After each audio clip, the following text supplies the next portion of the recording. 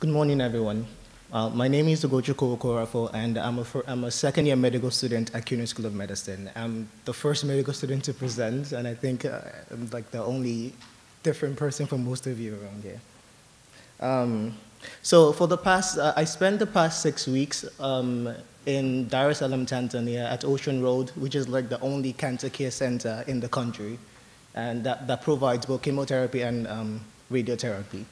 I spent the past 6 weeks primarily auditing the electronic medical record, which was recently implemented at the hospital. And it is currently the only electronic system present in the National Ministry of Health system in the country. Okay, so just the background. I'm pretty sure most of you worked with the paper record. Most people who did medical record review all around the continent primarily worked with paper record. So the paper record, as you know, is the primary method of maintaining patient information management in the continent. But however, systems dependent on paper primarily are faced with like bulky folders. You have like missing lab reports. I'm pretty sure most of us had to deal with that throughout our stay. And you have to kind of also, like, there was also a problem with the handling of the document where, for example, a doctor has the patient records and, like, when you try to call it, you couldn't find it because it's currently in someone's office. So because of this, governments around the continent and also NGOs have been pushing towards adopting an electronic system. And the electronic system primarily, it promises significant advances. Like you have like, it promises to streamline patient care, promises to improve surveillance. So basically, all of the patient information will be present in one location, and that's the big thing that they really wanted to see when they implemented the electronic record. However, the only problem is that these benefits have only been shown they've only been seen in high-income countries. In lower-income countries, however, there are usually barriers to implementing the system. They're usually faced with technical problems. They're usually faced with electricity issues and most of that. Before I go forward, just a brief overview of the healthcare system in Tanzania. The dispensary is basically where you first engage the system. Then I believe the system is also kind of mirroring the hierarchical system of the government. So basically, you start at a level, and depending on the patient's need, that kind of determines where the patient is going to end up. So, for example, the consultant hospital, which is the top, that's where Ocean Road falls in. Ocean Road is it's a specialized cancer care, and the consultant hospital is primarily those are primarily special care services. So I'm pretty sure Dr. Chamberlain mentioned the Muhimbili National Center. That's also like a consultant hospital because they provide specialized services, specialized surgeries. The institution itself, so as I've mentioned before, and as you will hear over and over again, Ocean Road is the only cancer center that provides both chemotherapy, radiotherapy treatments, and they also provide hormonotherapy and some imaging systems. They recently implemented the electronic system in 2012, and at the same time, they still maintain a paper record because they haven't found a perfect balance yet, and they haven't completely been able to switch to the electronic system. The system itself, so it's a proprietary system that they paid for. They had a company that is also from Dar es Salaam create the system, and it was developed by I forgot how to pronounce it. It's like Africa, so it's kind of the same way, but then I think they switched the R. So I think the meaning is like welcome or something. I've forgotten. Do you know what it is? It's a Tanzanian phrase. I've forgotten what the meaning is. I'm sorry. But the system promises to work with various medical technologies. So it promises to incorporate lab diagnostic services, imaging, all into the system. So basically, providers are able to just work from the lab instrument and simply just upload the result onto the electronic system. At the moment, it's at 80% functionality, so it's still somewhat limited, but at the same time, it's up and running, so the hospital is able to use it, but not fully. So basically, this is just showing that it's divided into patient care and administrative support. So the patient care is primarily where I was focused on. So my goal, the objective of the study then was simply to evaluate the quality and the completeness of the patient information present in the electronic system, and to kind of just compare that with the paper record, because that is the standard. So in order to compare variables, I had to figure out I had to find out what exactly I'm going to compare. So I had to look at a couple national guidelines for cancer treatment. So I looked at the NCCN, the NICE from the UK, and DKG from Germany. And there's also the Susan G. Foundation, which kind of they kind of made a guideline for the Department of Health in Tanzania. And I was able to come up with 30 best practice variables, which I was going to be looking for in their medical records. So I divided the variables into 3 categories: so diagnostic information, demographic information, and then treatment information. And this just kind of helped me just group them and then just like really like nail down on what exactly I was going to look for. Okay. So I couldn't like analyze all the records that they had, because they had a lot of patients. So I had to focus primarily on breast cancer patients, because previous students have worked on that. So it was easier to just take the data that they had already abstracted and just further work with those. So I looked at the breast cancer records from 2017 all the way to April of 2018, and I was able to just collect all of the breast cancer cases, and then I had to kind of give 6 months a period of adjustment for the electronic system, just to see if, just to kind of give them time to adjust to the system, because that's a common thing where they might have faced some troubles implementing the system, and then I just had to give them that time just to kind of eliminate that any potential biases that might have risen from the implementation. Then the case numbers were taken from the logbooks, and then they were kind of matched. They were matched with the electronic system, and also the paper records also had the case numbers there. So that just eliminated the need for patient identifiers, like the name, the date of birth, and all of the rest of those information. So the results. Comparing the electronic record to the paper record, again, the first thing you notice that I wasn't able to completely get all of the paper records, and that just goes back to the initial problems with the paper record, where some of the records might be sitting in the doctor's office, and then you're just not able to get them because someone else has them. Compared to the electronic record, where I was able to abstract all of the records, and I was able to see everything at the same time. From the results, you can see that the electronic record is stronger when it comes to collecting the demographic information. Those information are usually collected as soon as the patient comes into the hospital. They sit down with they have like this providers who primarily are there just to collect the patient information, and those information are really good. They're really good at collecting the demographic information. But when it comes to the diagnostic information, then it just kind of tapers off, because they didn't fully explain why that happened. But I'm hypothesizing that it has to do with the level of incorporation of the electronic system itself, because it may not fully have the capacity to work with every possible diagnostic lab machines that they have up and running at the hospital. For treatment information, also the same thing happens, where treatment information is routinely missing from the electronic system, probably because of the failure to just upload the information up there, and also the lack of connectivity between the machines and the EMR system. Then at the same time, I also compared the EMR by the clinic. So they also have this insured. They have 2 different clinics: the clinic for the insured patients and the clinic for the public sector patients. And I was able to just compare the data just to see if there would be any difference, and it still showed the same thing, that the paper record is still kind of superior when it gets to diagnostic information and treatment information. But the paper record is good when it comes to diagnostic and treatment, and the electronic is only better when it comes to collecting the demographic information. This is simply because of the way they collect this patient information. Okay, so back to what I said, I was only able to get 91% of the paper records, and this is primarily because of the downfalls of the paper record itself, which is like the missing folders, the double handling, and the rest of that.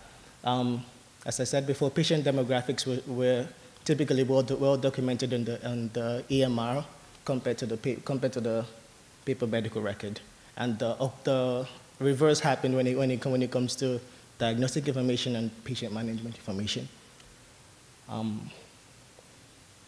Yeah, this was another thing I noticed. Only 33 patients out of the 348 from the paper record only had one visit. So that may affect my results. So I think I have to, that's going to come in when I have to clean the data. So I might have to factor that in down the line. And one more thing I noticed was that the vitals were routinely missing from the medical record. Apparently, they just don't take vitals in the hospital because it's not really important for them.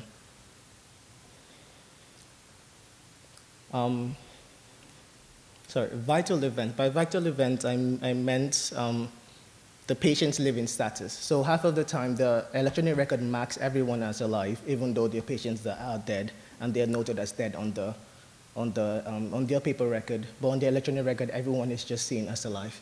So that was one big issue that they need to kind of fix with the developer themselves. Another big issue was the lack of linkage between the health systems in Tanzania. None of the hospitals are linked. None of the electronic record systems for hospitals are linked. So they all just have like their own system that works within the hospital system itself, but they are unable to share information. And that was a big thing. That was a big issue with sharing lab information and like surgical history and all of that. They don't have the ability to do that. So it's primarily, that only works for the benefit of the paper record. Yeah, so again, the paper record is still like the best method, but the thing is that the paper record is not ideal because of the problems that will arise from just maintaining the system, because the patient record, the information is always going to be increasing, and as there are always going to be more patients, and as a result, you're just going to have really bulky rooms and really bulky folders and like just overflowing rooms, and that's a big issue that they need to fix. And at the same time, this area of research is really under research in medicine, because at the moment I could only find like less than 10 papers on just EMR functionality on the continent. So most hospitals are still primarily using the paper record, even though governments are pushing hospital systems to accept paper, the electronic system. So this was taken from the hospital, the ICT department's actual recommendation for the hospital. So what they need is actually to link the system. So they need to link their own hospital EMR to the national system, and also and also to the remaining national hospitals around the country. That would really streamline the sharing of patient information around the country, and just really streamline patient care. This is the strength of the study, and also the strengths and limitations of working at ORCI. The staff support was really great. Everyone was really helpful. They were really helpful. Like when it came to bringing the records, and when it came to just really working with the computers, they were always there, and we were always like able to help me out when I needed help. I'll say the big limitation was that I wasn't able to fully get all of the paper records that I needed to include in the study. And there was also a problem with the computer availability and the connection. The hospital is not fully connected, so they do have some departments that don't use the EMR at this moment. So the primary future study that will come out of this, and I believe one of the doctors is already following up on this, is that they need to kind of assess the barriers and facilitators to implementing the system, and also just to really just assess the user's attitude. So they need to go in and check by department to see what exactly is affecting the department's usage of the EMR. So I guess this is now I'm switching to talking about my experience in Tanzania itself, like just the hospital. Like we were able to visit a couple of hospitals in Tanzania, and we were able to really understand the healthcare system and how things really work there. So we visited 2 regional hospitals in Amman and Bagamoyo, and we were able to visit the HIV clinic, the maternity ward, the surgical ward, outpatient, pharmacy and diabetes and non-communicable diseases. And we're able to just kind of see how the systems compare to that in the US. And the first thing we noticed is that the hospitals there are primarily funded by the Ministry of Health, but they also receive external funding from Saudi Arabia, and I think they also receive funding from Australia. So they have friends from all over the world that help them provide the services. So the regional hospitals are typically equipped with limited imaging capacity. So when it comes to patients needing special care, as I said before, going back to the hierarchical system, they have to go to a consultant hospital like the Muhimbili National Hospital or ORCI to receive specialized care, or even just any kind of specialized imaging or to just use special medical instruments. One more thing I noticed was that the prenatal care, as they said, was limited to primarily patient at risk. So prenatal care was limited to HIV patients, or HIV-infected mothers, or or people who have a history of certain diseases. And then, as a result of that, they have a really high rate of complications at birth. That's about 20% at both hospitals. My experience. So this was my first independent research experience, and I really enjoyed it. I really appreciate the experience of just having to work on my own and just having to formulate the whole research idea and research protocols on my own. And I feel like that's something that will come in handy down the line in the future. And also, this experience allowed me to understand the health information systems and electronic medical records in general. I was able to see how things work, and this will kind of translate down the line to my future practices as a medical student and also as a medical doctor in the future. This also helped me understand medical treatment protocols, so I was able to understand exactly what needed to be done for cancer care, and also kind of just compare that to what's being done in the US and what's being done elsewhere. My future plans. So as of now, it's primarily to focus on my STEP exams that's coming up in a couple months, and also just really deciding on where I want to end up in the future, really deciding if I want to remain in New York or just explore and go out west, and just consider a career in, also consider becoming a physician scientist, but that's something to think about. Okay, so I'd like to acknowledge CHASM, Ocean Road staff and mentors, if they're not here, and also Mr. Charles Luwanga, who was the head of ICT staff that gave me the tools I needed to really learn how to use the AMR, learn how to navigate the system, and collect the data I needed to collect. Thank you.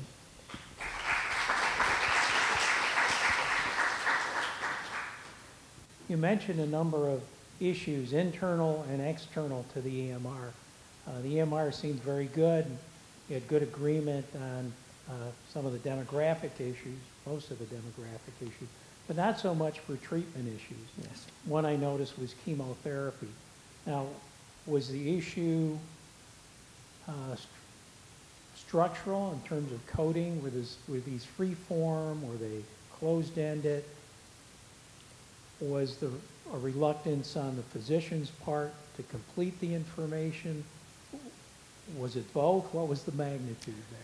So from my understanding, the way it worked was that so for chemotherapy and radiotherapy, they have different clinics, and the way it works is that those clinics, the machines they have should automatically upload whatever treatment information was done. So the chemotherapy is handled by the pharmacy, and because they're the ones who upload the prescriptions. So what happens is that usually some people say that the machine is just down, or they just also just don't put it up there. So it's both ways. So half the time is because the system doesn't support whatever instrument that they have in the lab or in the radiotherapy clinic. So the system doesn't incorporate like the. So it needs to be manually input. Yeah. Which it's not always Which is done. not what's, then they don't have the time to do it because they're already working with the paper record. So half the time they just put it into the paper record and that's that. But the machine normally should be able to just upload directly into the system and they have that information there. So you also mentioned one of the other issues was linkage with other systems throughout the country or the region. So is there a push by the government that they adopt a similar or the same system? So Ocean Road is the first clinic to have its own, to have like a proprietary EMR. So they actually paid for the service and they're the first ones to do that. So what they plan to do is they plan to kind of just potentially use this study to kind of show the Department of Health to see, okay, this is what we need. Is there a way to connect to the remaining hospitals? Because at the moment, I believe only Ocean Road and Amana, they have the electronic record, and most of the hospitals don't even use it at all. So the goal now is to kind of show the Ministry of Health that this is needed, and then they're going to kind of implement the system nationwide. But at the moment, they don't have that. Only Ocean Road has an electronic record. Well, I hope the ministry learns from some of the mistakes we've made here in the USA, that when the EMR came out, they are proprietary, and a number of different companies will come in and try to get different groups and hospitals registered, but they're not compatible.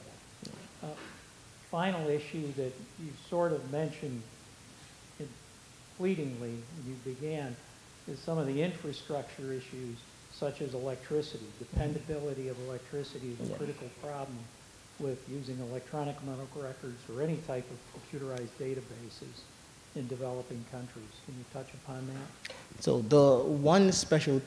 compared to the rest of the developing countries, the one special thing about Ocean Road is that they don't have the issue with electricity and the internet connectivity, which is what you will see in the rest of the continent, where most people just abandon the electronic system because they see that they're unable to fund those needs, and they just end up just going back to the paper record. But at Ocean Road, they're able to pay for their electricity, they're able to pay for their internet connectivity, they have the computers, but it's also to some extent they don't have enough staff to train the doctors. They don't have enough staff to implement the systems. That was also one of the other issues I think I failed to mention down there. But overall, compared to the rest of the continent, Tanzania is actually at a higher level because they have this infrastructure. But the problem now is really understanding the user's ability and the user's attitude towards the EMR. Does that answer your question? One of the things that EMR has come to mean in the United States is early medical retirement, because, us elders who are considered to be digital immigrants, and it's tough coming into a different culture,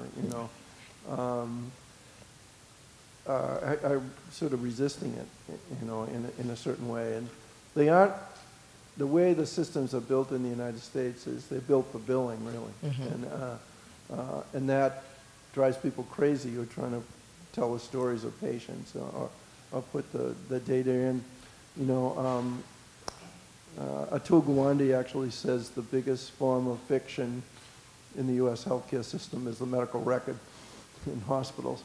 But what I was going to say is, that the solution may be what we're seeing in the United States is the digital natives, those people that are growing up with this is what we do, and your familiarity and ease of use of digital stuff may be the solution for the future. And so I don't know if you had any interaction with the students at Moambili, and if they're as digitally savvy as the students in the United States.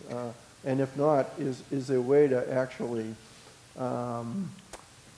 push them to be the way the change happens as the youth actually changes the whole system and the culture, because that's the way they do things. Yeah.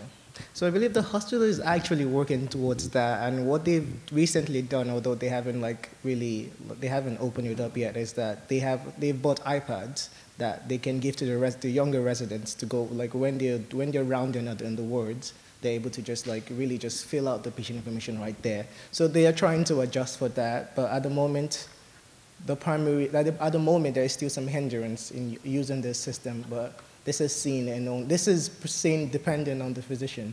So you can kind of trace to see who exactly isn't using it, but I didn't want to do that because that would have caused some problems.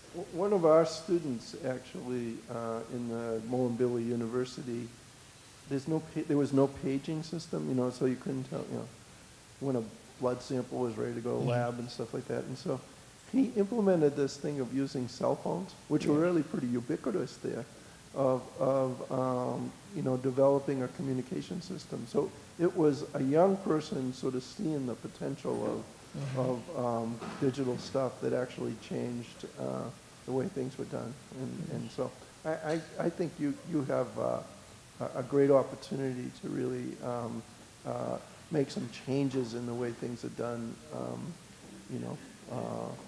around communications. Thank you.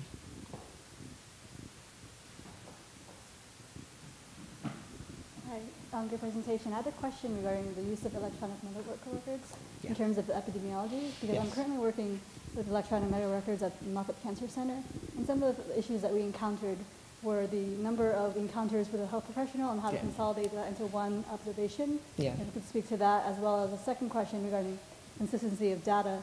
Your data set's only as good as the data that's entered into it, and if you either don't request the data or if it's not available, how do we make sure that whoever's entering it enters it consistently, so that when you are doing studies, you're able to, it's more of a valid study if it's done that way?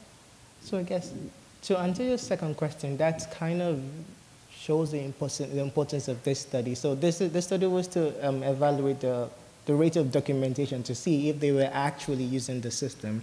So it kind of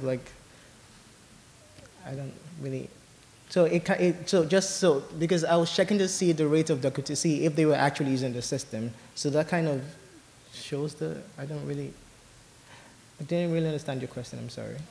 Okay, try again. So I'll give you an example. Because this is the first time we're using the electronic medical records to do a study on Hep C screening. Yeah. We have to ask access for the IT person. And so we asked for alcohol, but apparently it was all missing data, like 60 to 80% were missing. So we weren't able to use it as a confounding factor. Yeah. So my question to you is, at the physician level, whoever's entering the data, how do we make sure that there are checks in the system that will flag it, so that if it's something like staging that's important to know for cancer, that they are actually filling that field out appropriately? So this was kind of like a suggestion to the operators of the people who make the EMR. So what they could do is that they could have like checks. They could have like requirements. You know how like when you fill in like a Google Doc and it says this information is required. So they could try to implement stuff like that. So the doctor isn't able to move on to the next page until that information is filled out. So that's like stuff that they have actually implemented in their system. But at the moment, it's not. They've implemented it, but it's not up and running yet. But that's a quick solve to that. You just implement you implement a requirement of the system for certain information, and if that information isn't present, they cannot move on to the next page. And the first question regarding consolidating the number of encounters into one observation, how is that process going to be done, or has it been thought of? So I think the way they do it is that So yeah, so like every department they have the connection into the system. So it's just like one patient visit comes in, one patient comes in, the patient visits different departments, and each department is connected to the system itself. So they just input the information, and it's all consolidated into the one EMR, as opposed to the paper record where you actually have to start moving and calling the department record people to start pulling out the files, or like going to hunt down departments just to find this one patient file. So it's all connected, and then they're able to just input whatever information into the system. That's that.